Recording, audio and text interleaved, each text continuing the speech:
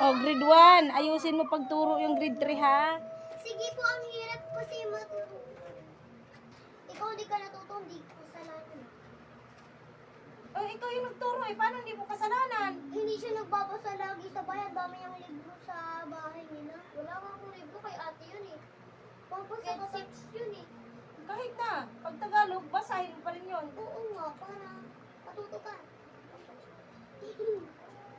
Gawain. Gawan. Ay, may, kaaya, saaya, kaaya, saaya, ayang, tunog, at, Galit ang teacher ah.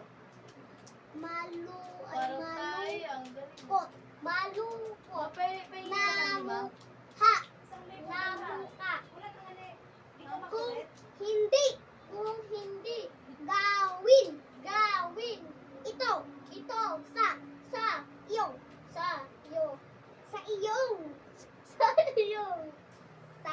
sa iyong, tama, sa iyong, saguting papel, sagutin sa papel, sagutin sa papel, Sagutang papel, hindi sagutin.